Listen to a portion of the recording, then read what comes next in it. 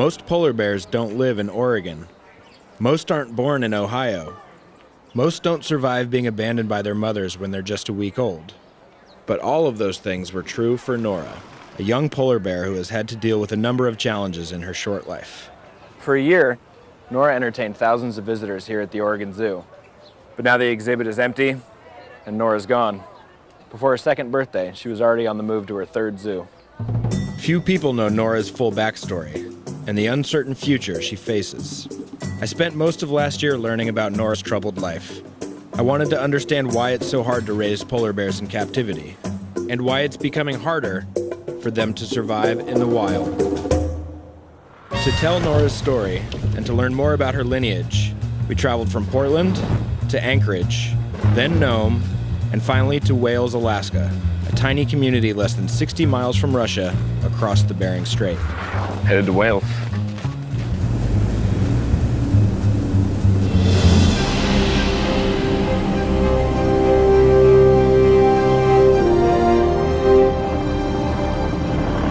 Just landed in Wales. Now we just need to figure out where we stand and how to get over there. Well, we're sitting on the back of a four-wheeler. Just hopped off the plane. We're heading to the tribal office to get situated. It's a town of about 150 people. Wales is remote and cold in the winter. Sea ice forms along the coast, extending more than a mile into the Bering Strait. For centuries, Wales residents have lived a subsistence lifestyle, hunting and fishing for survival. The sea and ice have provided much of their prey, which can include whales, seals, walruses, and polar bears. Nora's father, Nanook, was born near here in 1988. That was the same year Nanook's mother, Nora's grandmother, had a fateful encounter with a Wales resident named Jean Rex Agnabugak. I woke up I believe it was about 8 o'clock in the morning and got going. I went up just following the coast, and on my way up I saw the tracks. I probably trailed the polar bear on my snow for about 15-20 minutes. I drove to this highest iceberg so I could have a higher viewpoint, looking around with my binoculars, see if I could see anything, but I couldn't. I didn't spot anything besides foxes running here and there. Had my coffee and cigarette break. And anyway, as I was going down, I thought I'd shortcut to my snow machine. Took a different trail. That's when I fell through this den. The ground had given way beneath Jean. He dropped down, landing on something that felt distinctly different than the snow and ice he was used to having underfoot. After a moment's confusion, he came to an incredible realization that he was standing on top of a polar bear. Didn't feel too safe being on the bear. I couldn't see it. I kept trying to run. Every time I tried to make forward progress, it would just put me right back where I started running from.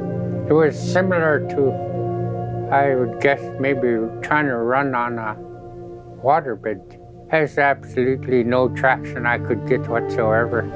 Jean couldn't really run and could barely keep his balance.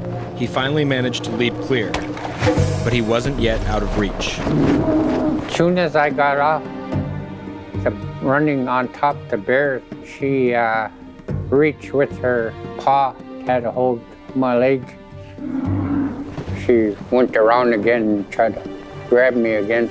That's when I was lucky and got free. When she lost her grip with her paw on my leg, she attempted to bite my other leg, but her nose was on the back of my knee. I was lucky her head wasn't sideways, otherwise I'd have had no leg. But instead of biting my leg, she just pushed me forward, and that's when she ran up to the highest point on the den and faced me. She was ready to pounce or jump or do something. That's when I went and shot her. Knowing he might only get one shot, Jean aimed for the spot where the bear's neck and chest met. The bullet struck her, and she collapsed. I shot her once more. I didn't want to leave it wounded or anything, so I had to make sure it was dead, and shot it again. That's when I noticed movement. Kind of made me jump back because I thought it was still alive. That's when I noticed the cubs. The bear Gene had just killed left behind 2 cubs, including Nora's dad. They were too young to be a threat to him, and also too young to survive on their own. But before figuring out what to do with them, Gene had more pressing matters to attend to. I thought maybe I spilled some coffee on my leg, but I look at my hand after checking under my ski pants that it was blood, or one claw punctured my leg. It went at least an inch deep. Tried to make it fast as I could back. After I got home from the clinic, I told the story to my dad and my nephew, and they went up so they could salvage the hide and see if they could pick up the cubs. They brought them into the house, and I had them in my house for, I don't know, I guess in maybe 2 hours. Then I had to deliver them to the fishing game.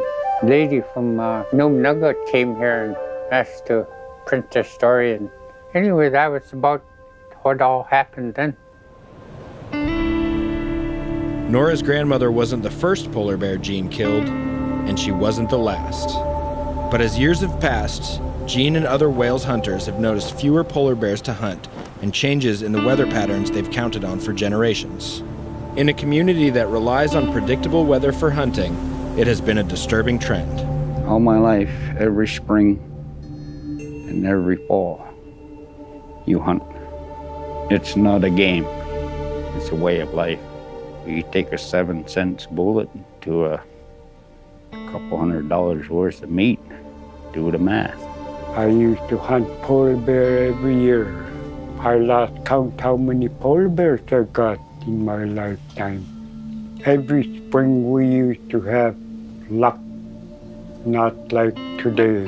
Today our freezer's empty.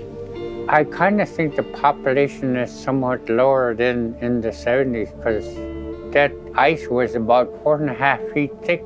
And right now you'll be lucky if you find ice that is 2 feet thick. It's because of the ice. They have to be in the ice. The ice is melting more and warming later and thinner. They have to go where their environment is. All the game that come by here, they're real close to about a month early than before. To be more successful, you got to be up early and take advantage of the weather because it'll change real quick now. The effects of warming temperatures is affecting our hunting. You just learn how to adapt. If you don't learn how to adapt, then you're in trouble.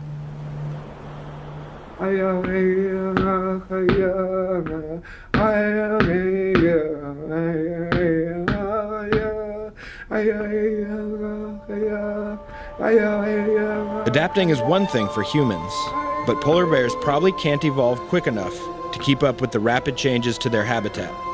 The cubs Gene orphaned sidestepped this problem by living out their lives in zoos, forever leaving the sea ice of the Bering Strait behind. Nora's dad, Nanook, spent time at zoos in Anchorage, Alaska, Madison, Wisconsin, and Buffalo, New York, before living out his days in Columbus, Ohio. It was there that he fathered Nora in 2015. Polar bear moms raise cubs on their own, with no help from males. But Nora's mom, Aurora, abandoned her when she was just a few days old. A zoo in the Midwestern United States is a very different place than the Arctic sea ice. If Nora had been abandoned here, near Wales, where her father was born, she would have been dead within hours. Even in the friendlier confines of the Columbus Zoo, to survive, she would need help from a team of zookeepers who stepped in when time was running out.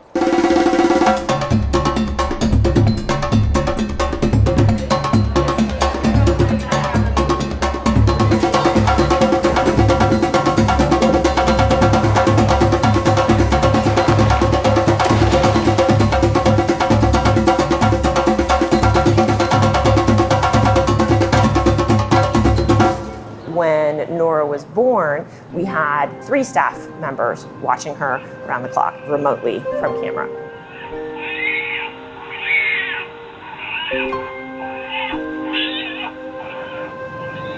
They're about a pound when they're born. They fit in the palm of your hand. Typically, polar bear moms will spend anywhere from 3 to 4 months tucked up in that little den with their cub. We had started seeing Aurora come out of the den for short periods of time. We do provide water and food right next to the den, so they don't have to travel far. You know, at first it was, oh, she went out, she went right back in, and things were fine, and she reunited with her cub, and everything was fine. It was cause for concern, but she returned to the den, so we just, you know, we kept watching. And then on day 6, she decided to get up and leave. This time, Aurora didn't return. The zoo staff watched anxiously and listened to her growls and whimpers as Nora, not yet a week old, waited alone in the cold den. You want moms to raise their babies. You know, we put so much heart and soul and love and care into raising Nora, but no one's going to do it as well as a polar bear mom is. We watched her, and she didn't appear to us to be in any distress. And then, you know, so we went, and we were at hour 1, hour 2, hour 3, and we hit hour 4, and we all, you know, the vocalization started getting just a little bit softer, and we all looked at each other and said, "It's time." The zoo staff swooped in, wrapping Nora in blankets and whisking her away, bringing her body temperature back up and getting food in her stomach. It was kind of scary. I mean, it was taking a big leap of faith in what we could do, but it was also, you know, that moment, you can't take it back. We knew that the odds were very much against us doing this, one, not having done it before, but two, just naturally, the success rate is low. But I remember Cindy coming in, and it was just her and I in the office, and Cindy sat down in front of me, and, you know, we're both almost in tears, but she said, "We can do this." And I looked at her and I said, "Okay." And then we gathered our things, and then we just never looked back. Raising Nora became the primary responsibility of 5 zoo employees who became known as the Nora Moms, each with their own area of specialization. But it's extremely rare to successfully hand-raise a polar bear, and there wasn't much existing data to go on. The team was largely on their own to figure out things like the nutritional makeup of the formula that would replace Nora's mother's milk. Most attempts to hand-raise polar bears have failed. About 80% of the cubs die in the first 30 days, so they couldn't afford many mistakes. So much hand-rearing knowledge can be translated across species. It really can. But the fine elements of doing a particular species, not until you do it, do you know how to do it. It just showed how great of a job they did, you know, getting Nora through those first critical months. After 30 days, you don't relax, but you kind of go, okay, we're through the first, you know, and then opening her eyes and her nose turning colors and the bottoms of her feet turning black. There was just a day that I just kind of relaxed my shoulders and went, we're good. The zookeepers would never know why Aurora abandoned Nora. Aurora and her sister Anana both had cubs a year later, which meant there was no room in the dens for Nora. They needed to find her a new home where she could live with and learn from polar bears who would accept her. Typically, cubs will stay with moms for about 2 years, 18 months. You know, we knew once we were hand-raising Nora that was, you know, potentially she would leave sooner than that. I think our goal for Nora's always been to have her grow up to be a normal bear, you know, as normal as any mother-reared cub would be. And getting her in with another bear is just really a crucial step in that journey.